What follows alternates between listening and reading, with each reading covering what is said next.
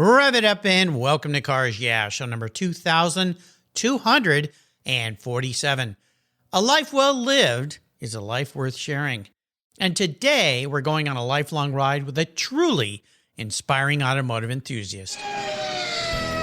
This is Cars Yeah, where you'll enjoy interviews with inspiring automotive enthusiasts. Mark Green is here to provide you with a fuel injection of automotive inspiration. So get in, sit down, buckle up, and get ready for a wild ride here on Cars Yeah.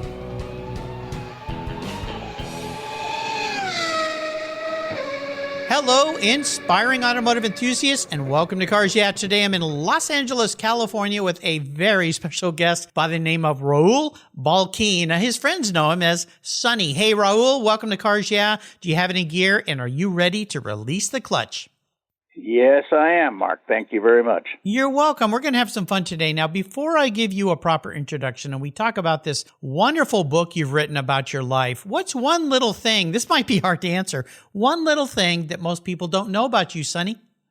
I think my heritage, my background, my Belgian background, and my engineering grandfather, et cetera, my military officer father who retired as a full colonel. And, and living in Italy as a young boy, et cetera, they don't really know that. You went into that a bit in your book. I did. I went, I put a little family history in there, Mark. And the other thing is that, I grew up during World War II because I was born in 1936. And so I lived in Italy right after the war. I always say right after the smoke cleared because my father took us over there and we lived in Naples. And it was a totally different time in the world. And I think when I saw war-torn Europe, and I wrote a little bit about that in the book, I came back with a different perspective as a young boy about what the future would hold in the U.S. and saw that as a golden opportunity. As I said in the book, when we left, the Mediterranean coming home on a troop ship through the Straits of Gibraltar and into New York Harbor and saw Statue of Liberty, I was an excited kid. Wow. What a life. Well, allow me to give you a proper introduction, and we're going to talk more about this spectacular book. Raoul Sonny Balcaen grew up in Los Angeles at a time when it became the epicenter of American motor racing. Nurturing a vast talent pool of people who influenced as a teenager, he successfully competed with his home-built top fuel dragster he lovingly called Bantamweight Bomb during the formative years of the sport. And with Lance Reventlow, he worked on the famous Scarab sports cars and was standing in the dyno room when the team's All-American Formula One engine was fired up for the first time. A period as Jim Hall's crew chief and a close association with Carroll Shelby added to this know-how that guided him towards becoming a successful entrepreneur and led to all that followed. Sonny's life is outlined in his autobiography published by our friends in Evro over in the UK, and it includes co-authors Jill Amadio and past Cars Yeah guest Pete Lyons. This engaging memoir from one of Americans' racing unsung heroes is a very personal history of momentous times and places in which you meet the who's who of West Coast racing. And today, he's a young 86 years old, retired, and enjoying a life. We'll hear a little word from our sponsors for a moment here before we come back. So buckle up the seatbelts. We're going on a ride with Sonny, and we'll be right back. Okay. Years ago, when it was time to renew my collector car insurance policy, my carrier's rates went up. Way up, but my usage was the same and I never made a claim. I didn't even have a ticket. So what's with that? So I turned to American Collectors Insurance. Has your collector car insurance recently raised your rates for no good reason? Tired of paying an annual membership fee? Then it's time to look around and call American Collectors Insurance. I shopped around, I asked friends for recommendations, and found a winner that I can trust. And boy, I'm glad I did. I saved hundreds of dollars every year and slept better at night knowing my baby was properly insured. American Collectors Insurance have been protecting vehicles since 1976. They provided me with an agreed value insurance policy backed by their history of taking great care of their clients. What could be better than that? So give them a call and ask for a quote today. 866-ACI-YEAH. That's 866-224-9324. And protect the ones you love like I did with American Collectors Insurance. Classic car insurance designed by collectors for collectors. For several years now, you've heard me talk about Linkage Magazine. I've been a subscriber since the start. Their talented and creative team brings you a spectacular publication and website that shares the automotive passion from a worldwide perspective. Linkage is about driving, restoring, collecting, and first-hand experience at collector car auctions and more. They bring you real-world values plus rational, experienced opinions on the current markets. They cover the automotive world and the people who share our passions. And Linkage Magazine has grown, mailing you 6 issues annually. Join me on this journey with Linkage. They're geared for the automotive life. You can subscribe at linkagemag.com. So, Sonny, we are back. So, we could talk for hours about this, and I don't want to give the whole book away because it's 320 pages, but it is fascinating. But I want to touch on little bits of this. So I want to go back to the beginning. You talked about coming to the U.S. as a little kid. Let's talk a little bit about your drag racing years. Then we'll dive into the Scarab years, time with Carroll Shelby, and an incredible lineup of people. But let's go back to the beginnings of what got you into cars. Mama. Mama. I say that because there was a place here called Culver Boulevard, and we lived in Playa del Rey, as is said in the book. And we were driving home one night from the movies, and this young fellow came up to my mother. And, in those days, they had running boards on their car, and I think we were in a 35 Pontiac or something. That's the wartime stuff, right after the war. And so he came up, and he said, "Ma'am, do you mind sitting back a little bit?" He says, "We've got a speed contest going on here." Oh, wow. And, we don't want anybody to get hurt, so let's just be, and it'll be over in a little bit. So we stayed there, and we watched street racing. Wow. And from street racing is how I got smitten. I'd hear those, in those days, flathead V8s, they all had a lot of accoutrement, like Vic Edelbrock Sr., whom I knew, had cylinder heads, and they had intake manifolds, and some of them would have 2 carburetors and 3. And I would look at those engines and the headers and everything, and they were in 32 Roadsters or hot rods, and I go, wow. And as a 13-year-old, I got excited, and the noise and the sound. I just was driven into motorsports heaven. Not motorsports, but petrolhead heaven. Well, yeah. Well, let's start with the drag racer. And I mentioned at the beginning, you called it the Bantamweight Bomb. What was this drag racer like? Well, actually, I was a pioneer in drag racing at Top Fuel, but there's a big history there with some special people. But it was named Bantamweight Bomb by Drag News because it was such a light car. I think it weighed 1,200 pounds, as we said in the story, which was really light at the time. Yep.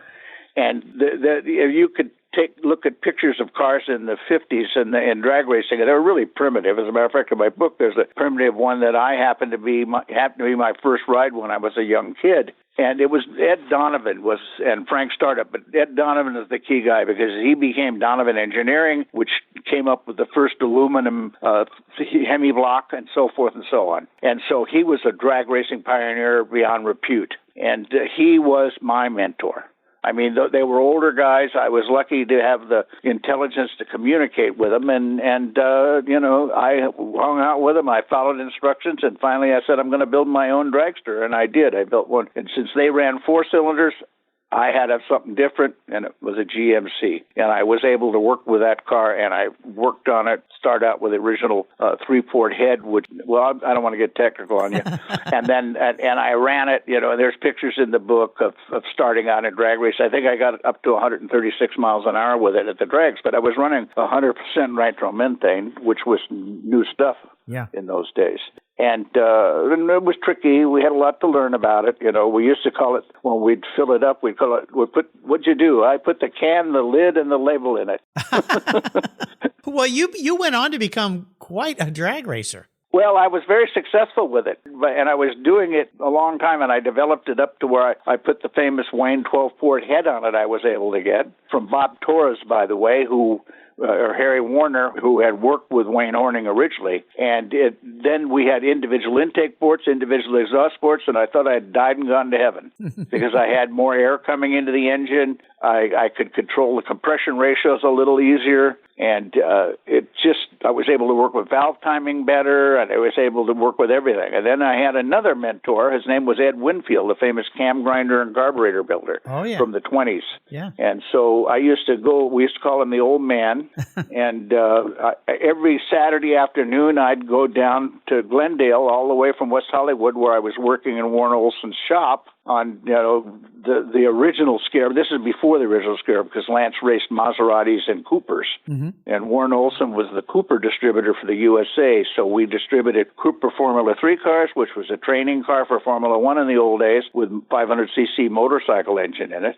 So I had one I set up for Bruce Kessler with a Norton in it. You probably heard of the Norton. And I was running it on pure methanol because I had a lot of experience with fuels. And Bruce was very successful in that car. And then we also had Cooper Climaxes, which were rear-engine sport cars with the Coventry Climax engine in the rear, which was built by the British as a fire pump engine during the Blitz. And, it was produced a fair amount of power. I forgot what it was. I mean, we didn't put them on the dyno in those days, so to speak, because it wasn't always easy to hook up and it was expensive. But Lance had one of those, and they also had a Maserati 2-liter. And that just got him smitten. And in the book it says about Bruce Kessler. Bruce Kessler and he were buddies, and they came up with Lance went to England with Bruce, and they were talking to Brian Lister about, his car and building her car, and Lance was in there talking to him. And Lance was a very forward thinker. He didn't have a degree in engineering, but he was a very smart man. And he was my contemporary, by the way. He would be my age if he were alive today. And he would go back, and he talked to Lister, and he just came back to Bruce. He said, I'm going to work with this guy. I'm going to build my own sports car. And he came back to the U.S., and the Scarab was born. Well, let's talk about the Scarab years, because the Scarab is one of those vehicles that is just magical. How did you get involved in all of that? Well, because of him.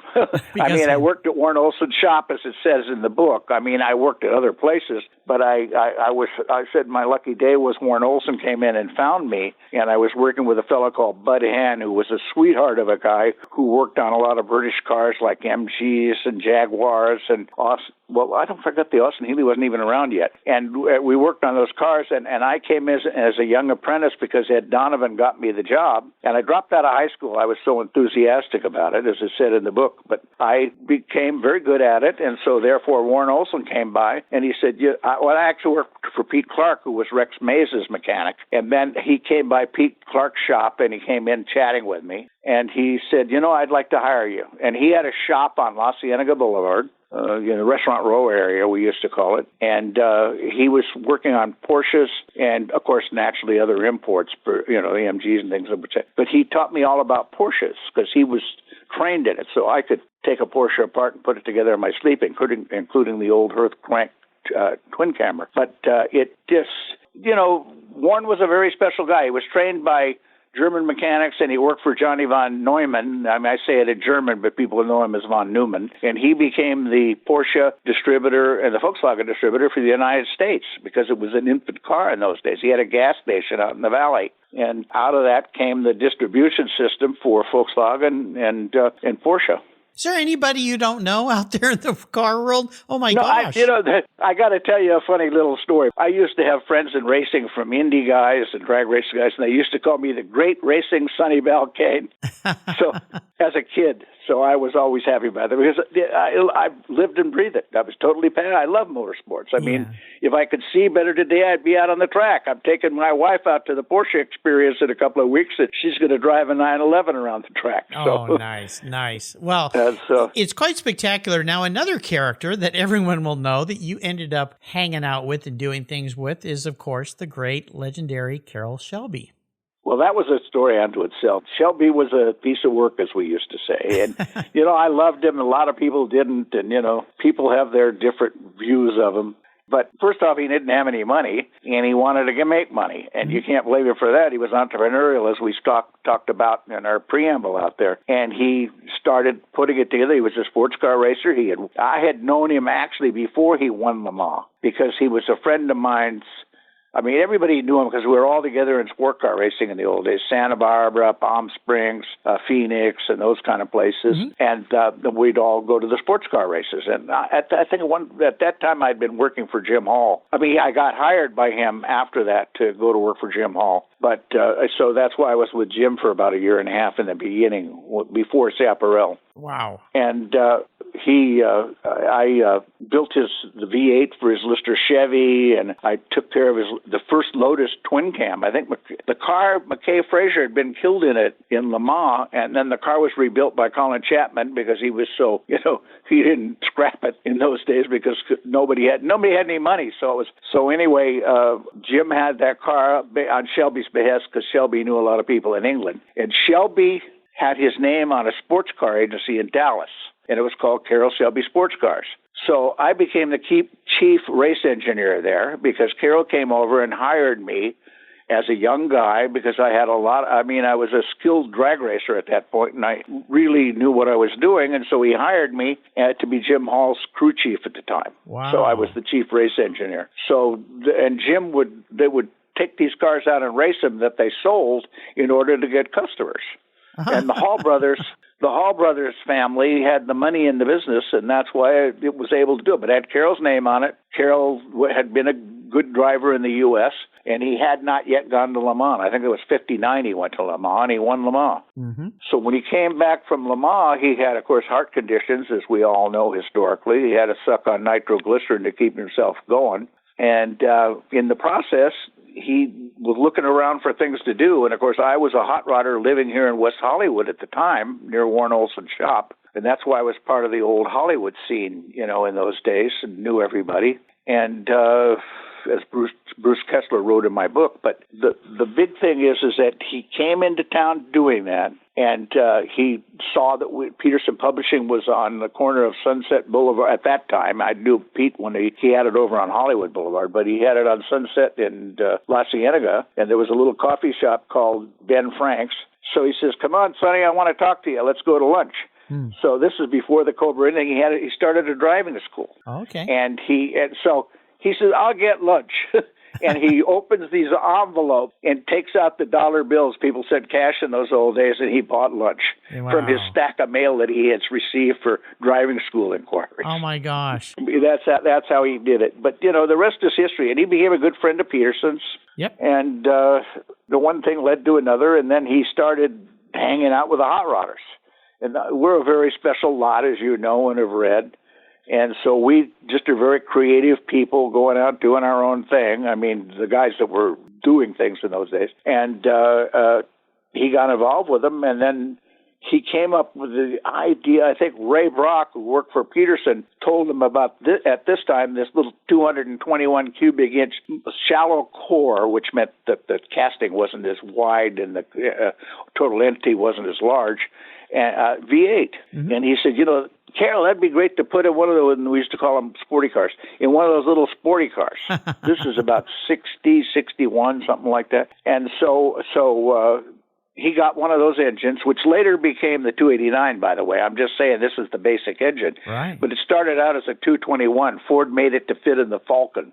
Oh, yes. Okay. Yeah. And I think McNamara was running Ford Motor Company at the time. But anyway, followed through with it. My friend Dean Moon at Dean Moon Equipment, the one that made all the hubcaps that he's most famous for, but a lot of other stuff. Of course, another big fuel name. Tanks and everything else. The first Cobra was assembled and put together right there at his shop. Wow. At Dean Moon's shop. Wow. And then Carroll started trying to sell that. He was going to sell that. No Ford Motor Company involvement at that point. But then I think maybe somebody like Rock or somebody who was really sharp, Peterson's one of Peterson's editors, the editor of the Hot Rod at the time, or publisher of Hot Rodder. But in those days they called them editors, and then later on moved them up to publishers and then had editors. But he was helpful to Shelby, and he liked Shelby. So that helped that thing move along, and then Carroll went out and started, promoting Ford. The rest is history. As they say. But Pete Brock, by the way, ran his driving school in Riverside at the track. Oh, that's Pete right. Brock lived out in Riverside, and he would take those people around the Riverside racetrack and teach them how to drive.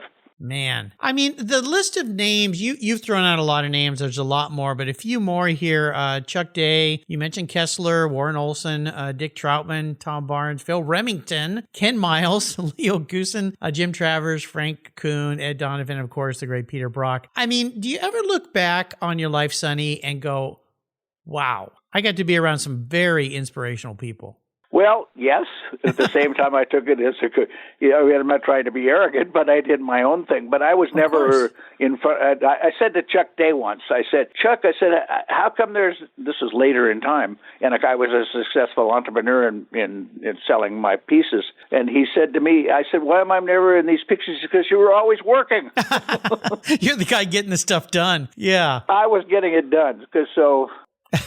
I guess funny. that's why they call me an unsung hero. But, it's just, I was motivated by the job. I'm an entrepreneur like you and I talked about. Yes. Well, I wanted to touch on that a little bit. You and I had a wonderful pre-show chat, and we have a little bit in common in our background. I was in the catalog business back before the internet. I know. And you were as well. Can you talk a little bit about the business you created out of all of these relationships and your entrepreneurial side? Well, actually, I had gotten drafted into the Army, of which my father wanted me to become a career officer. And his story's in the book. He said, I'd like you to go to West Point, and we're starting a new branch of the service, and that's called the Helicopter Corps. Wow. And he said, you'd be a perfect person for that. You love to fly, you've got a mechanical mind, and you would be perfect. And I said, Dad, I just can't do it. Well, those guys went over at Huey's and got slaughtered in Vietnam, as you know. Yeah. So I love flying. I love the Army. I'm an Army brat, really, when you look at the whole thing. Mm-hmm. And I got a lot of experience because Dad had a lot of officer friends.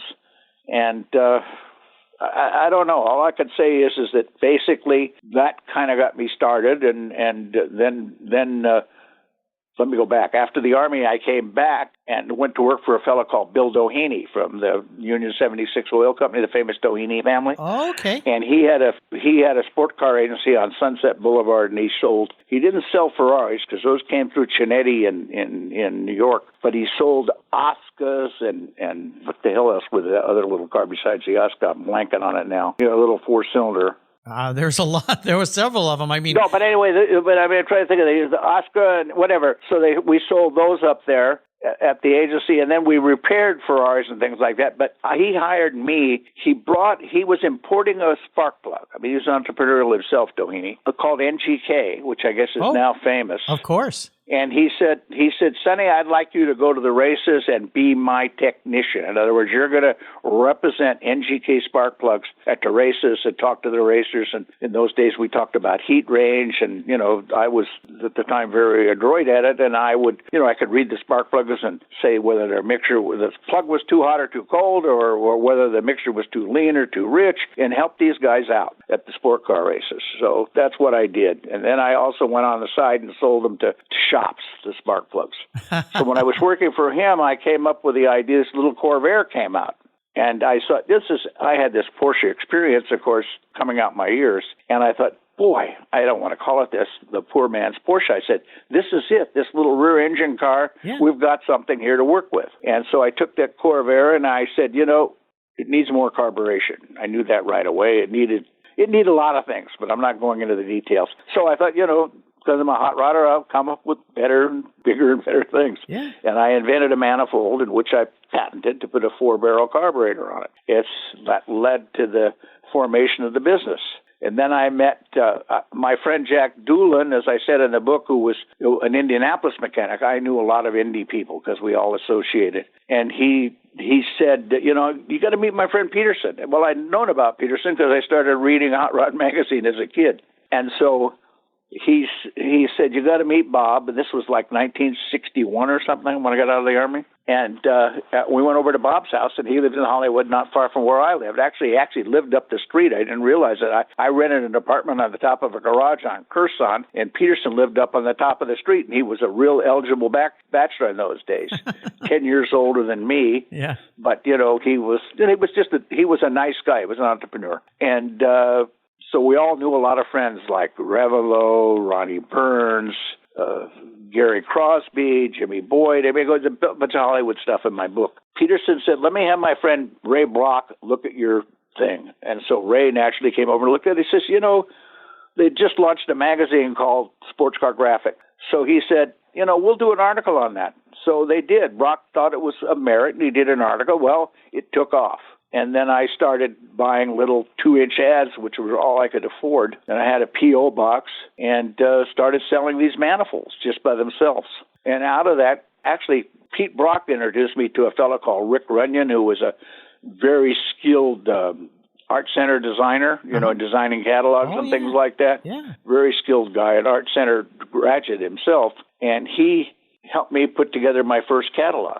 Pete had advised me to go see him. So I went to see him, and I started getting some ancillary parts from other people that had put a few things on the market. And then I started inventing my own thing, like steering arms and shifters so the shifting mechanism would only have to travel half the way, all kinds of stuff that would probably be pedestrian today. But I launched a little catalog I used to sell for $0.25 by mail order, and then they got their money back if they bought something.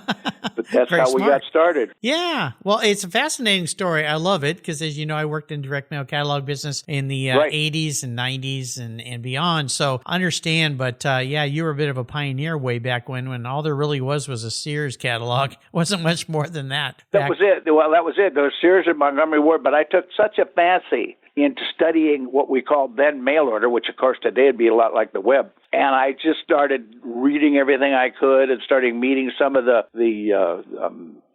mail order people that did things. We had a big company here in Los Angeles called Menninger, and Gregory Peck's son worked there, one of his sons. He worked there, and so he and I became friends.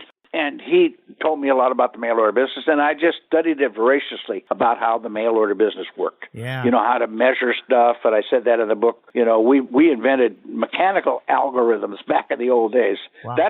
That is an entrepreneur where I missed my lick. I was right on top of getting something going in the mail order business with computerization, which I did, but to create it and sell the programs is what I didn't do. That's where I missed the big bet. Well, square inch analysis. They did a lot of that stuff on each product to make sure that it was paying its way. I want to talk a little bit about cars with you because you've been around so many very special cars. I like to ask my guests to share one very special vehicle story in their life. Could be a race car you ran, could be a street car you had. I know you've been around for a while here, Sonny, but is there one car you could share with us today that really stands out? Well, I had one of the first steel body 308 Ferraris. Ooh. And so this was later on after I was in business, and I said it had a flat crank in it. You know what a flat crank is? Yeah, sure. Well, okay, so, they vibrate a little bit and all that, but it had Webers on it. This is before injection or anything. This is the first steel body car. They've made a fiberglass version, and they made this car. And by the way, I wish the hell I never sold it. I sold it to my brother, and my brother sold it to a guy, and he bought it really cheaply, and it was absolutely gorgeous. But anyway, because of what I did to it. So I love that car as a hobby, because I had a big business to run. And at that time, I was doing several $1 million back in those days in business, which was good. Yeah. And so I took that car and sort of toyed with it. I took the engine out, took it all apart, figured out how to make it work better in a few places, even though it was good for starts. It had really good opportunity with it. Changed the camshaft timing on it and venturis in the carburetors and built special exhaust headers for it and so forth. Then I streamlined it a little bit and I put wider wheels on it, and I love that car. I drove around it all the time, but I would be, quite frankly, today it'd be too old. I'm too old to get in and out of it. And the clutches were stiff, and there was no power steering or anything else. Well, of course. Now, but I love that car. Now, those cars were built between 75 and 81, if my memory serves me right, the steel-bodied carbureted car. What year was yours? Mine car was a 78 or something. 78. That makes sense. That makes sense right about that time. It was the first steel-bodied car, and I bought it from Modern Classic Motors in Las Vegas, who was Bill Hara, whom I knew, the big car collector. Bill Hara, wow. And he had that agency on the side. I just bought it from him. But I had a successful business here in Los Angeles, and I had that, and it was a great car, but I also had, as a young kid, I had a 38 Chevy sedan that I drove everywhere. Yeah. And heated that all up, modified the engine a little bit. And a buddy of mine and I built dual exhaust coming out one side like in Europe, so you had two exhaust pipes. And, we did. That was also, I've had a lot of favorite cars when you come to. No kidding. I like the term heated up. Nice way to say that. I think that's pretty cool. So this is a very unique question for you, Sonny. I'm guessing no one's ever asked you this, but you got to think a little hard for me here. I'm a car psychologist. If you were reincarnated as a vehicle, this isn't what you want to be, though. This is how you perceive your personality as some kind of car. Makes the question a little more challenging. What vehicle would you be, but more importantly, why? Well, I drive an E63 Mercedes. That should tell you something. I love that It would car. be something fast. Well, it's fast and responsive and yet docile. Yeah. So I have a docile car that's, relatively comfortable to drive. Of course, the suspension's kind of stiff on it. I mean, I could stiffen it up with a turn of a computer switch, but it has the power I need. So I'm still a driver. So when I get inside a car and I'm in traffic, like I taught my wife years ago, I said, quit following that car, go around him. That's what we do. That's what we do in race cars. We don't wait for the slow guys. We get around them. But anyway, I had that attitude about it, and I love that E60. I still have it today. It's a 2015, but it goes like stink, as we used to say. But what I like about it most, Mark, is responsive. I want responsiveness. I want something that'll handle, go where I point it, and give me control over the braking system and be able to use that engine when I need it for the power when I want it. Why am I not surprised at that answer, Sonny? An old racer. That makes sense. Well, I'm basically a hot rodder, and, the hot rodders, it never goes away. I know. That's absolutely true. Now, I like to ask all my guests for a reference to a great book. Of course, today we're going to refer to your book. You listeners, the title of the book is Raoul Sonny Balcaen. It's by him, and he's got some co-authors, Jill Amadio, and of course, Pete Lyons, who I know well. He's been on the show before. Hopefully, we're going to get both of those two back on the show to talk about their involvement, so we can learn about you, Sonny, from their point of view. This will be kind of interesting. But today, I'm going to enable you to go on what I call the ultimate drive. Now, this is a fun thought. If I could put any car in your garage that you could take out and have a fun drive in, you could do that. So I'm going to pay for it. Don't worry about the cost. You can take anybody with you, even somebody who's no longer with us. So that opens up the world to this incredible selection of people you've worked with, and you can drive anywhere in the world. So the magic wand is waiting for you, my friend. What does the ultimate drive look like for you? The ultimate ride for the ultimate drive? Drive. You be driving, my friend. I don't think you're going to be riding. You're going to be driving. Okay, if I want to drive it, I think the ultimate car I would like is the good old E63. It goes everywhere I want to go, and it's very, Back to that.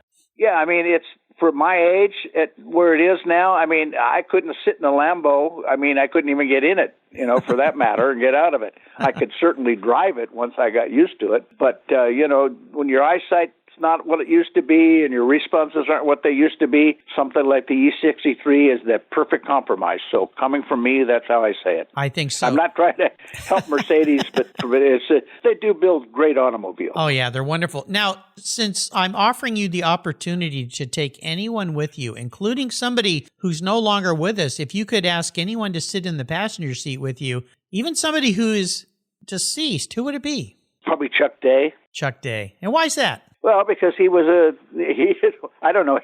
me or whatever. He was a good friend, a very close friend. Yeah. And he'd say, do this, do that, and he had his nicknames for me and all this stuff. And, of course, I was a kid compared to him. But, he and I used to travel around quite a lot. That's why I liked him special, and I really miss him. I think he died in 2008. And I remember one time we went down to San Diego, and we took the Formula 2 car, which was a 1,500 car Cooper, rear engine Cooper, which later became Brabham made it into a Formula 1 car with a 2.5 liter. So we had the 2 liter. We were down there driving.